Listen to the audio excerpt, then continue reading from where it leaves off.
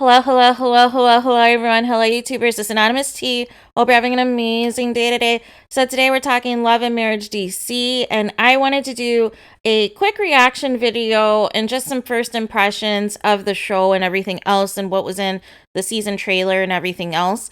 So, first and foremost, I feel like it's giving vibes of what Love and Marriage Huntsville season 1 used to be, which was a focus on the couples, but at the same token, there were multiple group events that they were being filmed at so that the couples were constantly interacting. Whereas now we see things are pretty isolated on the show to where now people only come together if it's for a specific event. Otherwise, they're basically just talking about each other, and there's like a middle person or a bone collector to basically go back and run tell that and tell whatever's said about them. I appreciate that there were multiple scenes with the women, and as well as there were multiple scenes as well with, the three couples getting together and everything else. So I did appreciate that because I felt like that's what the show should have been about. The show should have been about, okay, we get to see these individual couples, their lives, how they've built together and everything else that they've got going on, their ups and downs and this and that. But then also, the sisterhood, also the brotherhood, also, then all of the couples coming together and mingling and so forth. So I hope that continues. I hope that we do not get into Love and Marriage Huntsville territory where everything's very, siloed and not everybody wants to be around each other anymore. Also, I feel adding celebrities, I feel like it gives it some more credibility, it gives it some more validity. We see Tank in the season preview. Peter Thomas, you guys, he's going to be on so many reality shows this year, you guys, because remember, he was on Real Housewives of Atlanta, he was Cynthia's ex-husband, and remember, now there's rumors that he's filming, or is confirmed that he has filmed Real Housewives of Potomac, because as you know, he has a location of bar one in Baltimore, and I believe one in Miami as well. And so he's already in the trailer for this as well. So this will be very interesting. So I saw some people who felt a certain way as I kind of talk a little bit about the couples. So we'll first start off with Monique and Chris. It sounds like from what Monique has been saying in previous interviews, she felt like at times that a lot of scenes were fabricated with Bravo. A lot of things were set up by Bravo. And it feels like she's saying with this show, she can be a lot more raw and authentic. And I will say, just from this first episode alone, you could tell that there's a different energy of Monique around these other women. Like, it feels like she's amongst her peers. It feels as though she's amongst people, that she can be herself, she can let her hair down and everything else. On Real Housewives of Potomac, it always felt as though she was just trying to fit in, right? She was just trying to fit in with Giselle and Robin. She was just trying to nurture, the on and off friendship with Candace and this and that. And it just became a struggle. It became frustrated. And as a result, it ended up getting the best of her and everything else. And so it makes sense that, she's only cool with Karen Huger and Ashley Darby at this point from the cast. Because when you have a situation where people don't like you to begin with, and you keep thinking that you can change your ways, or you can do this, or you can do that, and that they'll finally accept you, it just becomes exhausting when you realize all along they were never going to see it for you, but would use you as a means to an end if it was to, get rid of another person, essentially. So I feel like the energy is different in that. As far as her and Chris's marriage, I don't know. I don't know what's going on. I don't know how soon after, this was filmed, if this was 6 months ago or earlier this year, what have you, when this was filmed, but definitely there are some rough patches that are in place in terms of, with the marriage of Chris and Monique. And I don't know if there's any hangover of what was happening, previously with Real Housewives of Potomac, when the alleged rumor was potentially a affair or alleged affair with the trainer was started or what have you, and they were, trying to block that from happening or whatever and ever making the show. So I'm wondering if that storyline will come up as well. It just sounds like there's more to the surface of what they are alluding to in their problems and discussing like this list and this and that they need to get things together. So I'm going to pay attention to that to see actually what is the core issue, because it was like they were kind of dancing around the issue, and it basically was just Chris basically continuing to say, I'm going to try to be a better husband, I'm going to try to do this list, this and that, but he was basically in his element in terms of being able to really sell his football career, right?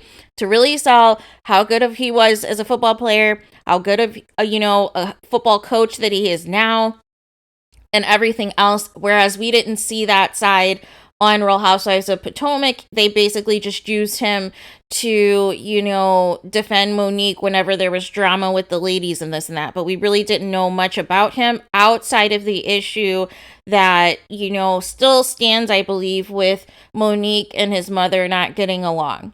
So that is very interesting as well. As for the Silvas, they have a very interesting arc, you guys.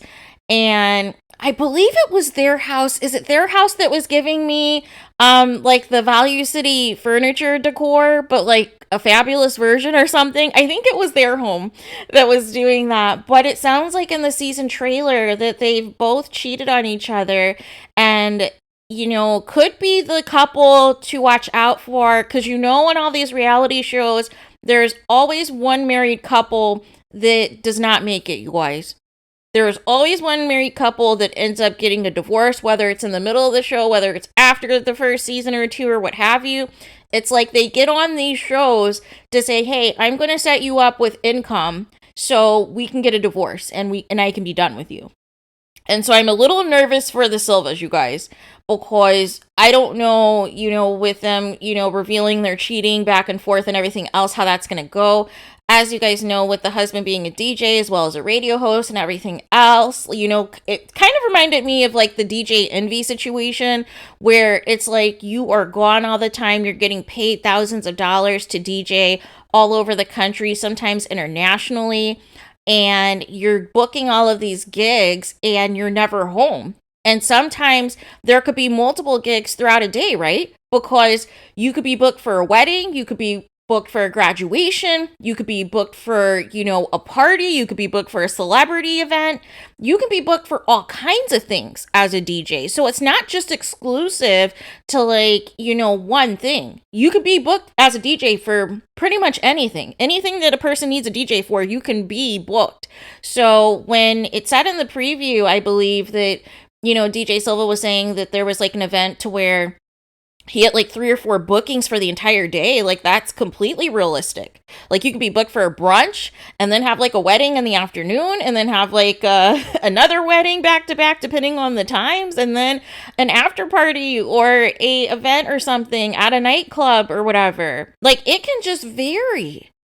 So it doesn't surprise me that there's issues in the marriage, because if you're going into a marriage like that, knowing that you're going to be married to somebody who is not going to be home for extended periods of time, that opens the door for other things to happen. And it really takes, a strong foundation that everybody knows where each other stands. Whereas sometimes what ends up happening is people think that they can take it on, and then it ends up being resentment. And then after several years, you feel a certain type of way because you're the person that's always home with the kids, but then you're still trying to build your career, or your career had to take a back seat because you were the full-time parent that was home while the person who had to do all the traveling and everything else was always gone. And so then when things start to settle out, once you start to get older, you start to feel a certain type of way, but you think that eventually it's going to stop, that the gigs are going to slow down and this and that, but there's never a slowdown time for a DJ, you guys. Like, there's never a moment where you're not going to need a DJ for something.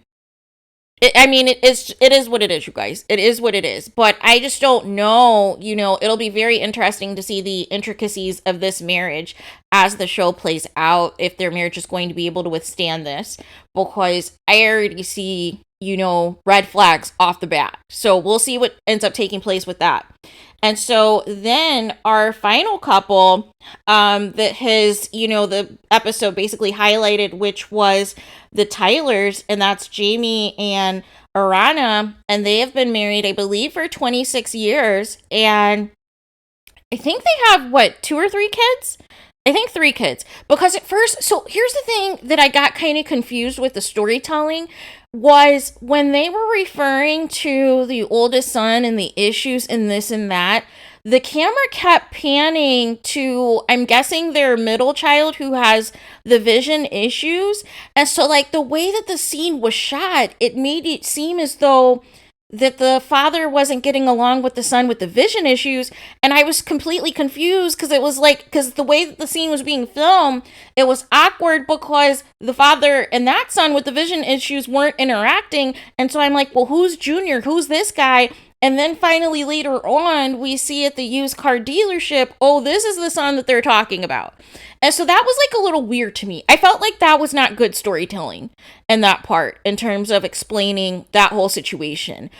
So as far as them, the Tylers, the mother has moved in. She's been there for 5 years. So she cooks, she does all this stuff. She helps out with the son who's visually impaired and this and that. And I believe he's like 21 years old. It sounds like there's a daughter as well, but we really didn't see her. We just happened to see her later in the episode as she was helping her brother like up the stairs and things of that at the actual anniversary party. But it sounds like a similar issue that the husband, he also, runs a company that throws parties, that throws events, this and that, like, and he's never home.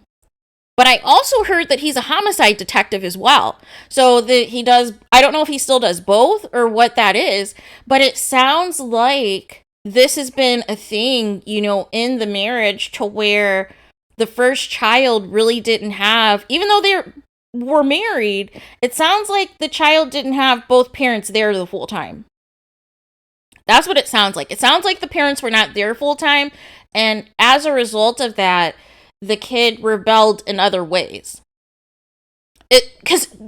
Follow me here, you guys. Follow me here. In certain instances, what'll happen typically is either the parents are super strict on the first child, right? To where you can't do anything, and sometimes it ends up to being the point where the child gets older, they're scared to do anything for fear of what their parents will do. Or sometimes people rebel so bad that, to get away from all of the restrictions that they had, right? But then there's another situation where you can have a 2-parent household, but it could be a unique situation where both of the parents are working all the time, both of the parents are busy all the time, and you are kind of left to your own devices to do your own thing. And then that's how you can get caught up in situations that you wouldn't have otherwise got caught up in the event if there was, and it's no shade to the parents or what have you, like you're trying to provide for your family, you're trying to provide income, this and that, but what ends up happening sometimes with the kids is that it affects kids differently. Each kid is different. And so sometimes when people have multiple kids, you'll always have like the kid that is like the star kid that does everything right, that goes above and beyond, that's successful. Then you always have the other kid who you try to put like your all into and all your effort into, but they end up, not making so intelligent decisions, and you have to continue to put that work in with them. But then sometimes there's like resentment and issues on their part because they feel like they're being controlled. They feel like you're not seeing eye to eye or not seeing things from their perspective. But really, it's the parents trying to protect them. It's the parents trying to prevent them, from going into crime, from doing drugs, from, ending up in jail or ending up dead. And that's like the whole purpose of, some of the overprotectiveness. So I'm wondering with the oldest son, because it said in the trailer about him potentially looking at felony and some other charges and potential jail time. So I'm asking myself, okay, did he do something? Did he get arrested for something? Did he get caught up in a gang or something? Like, what took place that has him so estranged from his father? And so I was trying to figure that out, because I'm like, you guys really didn't explain, like, what the issue was, what the barrier was. And it sounds like there's going to be more that's revealed in this trailer. But but I don't know, it was kind of weird, because I felt like overall the episode, it was like all of the couples were alluding to things, but I had no clue what they were alluding to.